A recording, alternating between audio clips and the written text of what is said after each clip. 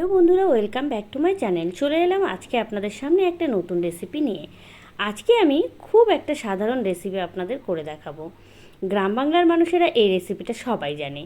এই শাকটা সাধারণত বলে পাট শাক বা অনেকে পাটের শাকও বলে থাকে। এই শাকটা শহর অঞ্চলেও এখন অ্যাভেলেবেল পাওয়া যাচ্ছে। গরমকালে এই শাকটা খাওয়া অত্যন্ত প্রয়োজনীয়। এতে প্রচুর পরিমাণে ভিটামিন সি আছে এবং প্রত্যেকটা শাক খাওয়াই প্রচুর পরিমাণে আমাদের শরীরের পক্ষে ভালো। তো চলুন এবারে এই রেসিপিটা আপনাদের সঙ্গে শেয়ার করি। খুব সাধারণ একটা পদ্ধতিতে আমি রান্না করা দেখাবো আপনাদের। এখানে 5 ফোড়ন নিয়ে নিয়েছি। ফোড়নের জন্য নিয়েছি কাঁচা লঙ্কা বেশি করে, মোটামুটি এই 6-7টার মতো, আর নিয়েছি একটুখানি রসুন কুচি। চলুন এবারে রান্নাটা আপনাদের সঙ্গে শেয়ার করা যাক। পাট শাকগুলো খুব ভালোভাবে দেখুন মাথাগুলো নিয়ে নিয়েছি। পাট শাকের মাথাগুলো ভালো করে ছুলে নিয়ে এবারে ধুয়ে নিয়ে নিয়েছি। আর দেখুন ধোয়ার পরে কতটা জল বেরিয়ে গেছে এখান দিয়ে। জল ঝরাতে দিয়েছি প্রায় 10 থেকে 15 মিনিট আগে। যে কোনো শাক আপনারা রান্না করার 10 থেকে 15 মিনিট আগে ধুয়ে রেখে দেবেন, তাহলে জলটা বেরিয়ে আসে। এবার আমি তেল গরম করে নিয়ে কড়াইয়ে দিয়ে দিলাম ফোড়নের জন্য কয়েকটা কাঁচা লঙ্কা, অবশ্যই চিড়ে নিয়েছি লঙ্কাগুলোকে মাঝখান থেকে, আর দিলাম রসুন। তারপরে একটুখানি কাঁচা লঙ্কা রসুন নাড়াচাড়া করে দিয়ে দিলাম ফোড়নের জন্য কালো জিরে আর 5 ফোড়ন।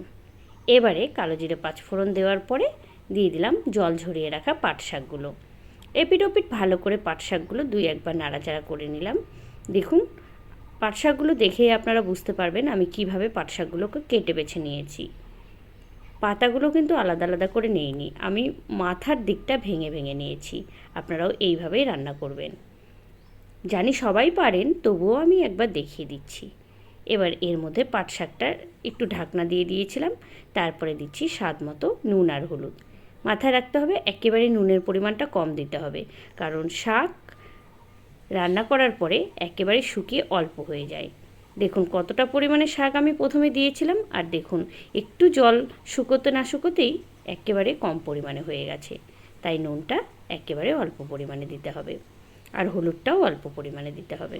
এবার খুব ভালোভাবে নাড়াচাড়া করব। বেশি ঢাকনা দিলে শাকটা গলে যাবে, তাই বেশি ঢাকনা ব্যবহার করছি না। ওই একবার মতো একটু ঢাকনা দিয়ে শাক থেকে জল ঝরিয়ে নিয়েছি, কতটা জল বেরিয়ে গেছিলো। তারপরে এই যে শাকটাকে শুধু ভাজা ভাজা করতে হবে। সুন্দরভাবে কড়াইয়ে এপিট ওপিট ভালোভাবে নাড়াচাড়া করে নিচ্ছি। মনে হলো আর একটু সেদ্ধের প্রয়োজন আছে, তাই আবারও একটা ঢাকনা ব্যবহার করলাম। ওই 10 থেকে 15 সেকেন্ড মতো রাখার পরে আবার তুলে নিলাম ঢাকনাটা, নিয়ে আবারও দেখুন খুব ভালোভাবে ভেজে নিচ্ছি। আর আপনারা যারা ঝাল খেতে পছন্দ করুন তাদের জন্য এই লঙ্কাগুলো যখন শাক আপনি ভেজে নেবেন আপনারা, তখন এই লঙ্কাগুলোকে একটুখানি খুন্তির বলে চেপে ধরবেন। চলুন আবারও একটা ঢাকনা ব্যবহার করলাম, যাতে শাকটা খুব তাড়াতাড়ি করে ভাজা হয়ে যায়। এই জন্য শাক দেখুন কালারটা অনেকটা চেঞ্জ হয়ে এসেছে, আপনারা দেখে বুঝতেই পারছেন শাক অনেকটা ভাজা কমপ্লিট হয়ে গেছে।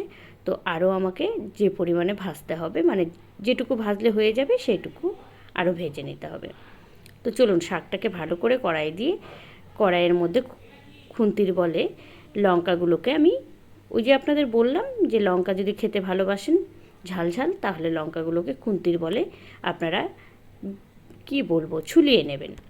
তাতে করে বীজগুলো শাকের সঙ্গে মিশে যাবে এবং শাকটাও ঝাল ঝাল হবে, খেতে বেশ ভালো লাগবে। এবারে চলুন শাকটাকে এলোমেলো করে দিয়ে দিচ্ছি কড়াইয়ের মধ্যে বারবার, আর এপিট ওপিট ভালো করে নাড়াচাড়া করে নিচ্ছি। শাকের রেসিপি আমার মোটামুটি কমপ্লিট হয়ে গেছে। চলুন এবার নামিয়ে নেওয়া যাক শাকটাকে। আরও 2-1বার ভালো মতো ভেজে নিচ্ছি। দেখতে পাচ্ছেন কড়াইয়ের মধ্যে এখন কিন্তু লেগে ধরছে না, কড়াইয়ের মধ্যে সুন্দরভাবে নাড়াচাড়া করা যাচ্ছে। এবারে এই পর্যায়ে আমি গ্যাসের হিটটাকে একদম কমিয়ে দিলাম, দিয়ে তারপরে আর 2-4বার নাড়াচাড়া করে শাকটাকে নামিয়ে নেব। আপনারা গ্রাম বাংলায় অনেকেই পাট শাকের ঝোল খান, অনেকেই পাট শাক দিয়ে মাছ দিয়ে সবজি খান।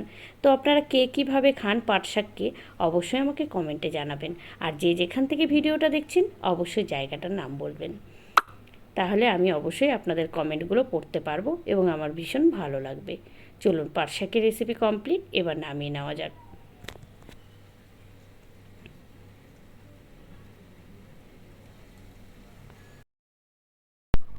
পাট শাক নামানো হয়ে গেছে, কালারটা দেখেই বুঝতে পারছেন শাকটা কত সুন্দরভাবে হয়ে গেছে রান্না, আর খুব কম সময়ের মধ্যে এই রেসিপিটা হয়ে গেল। চলুন তাহলে আজকের মতো এই পর্যন্তই।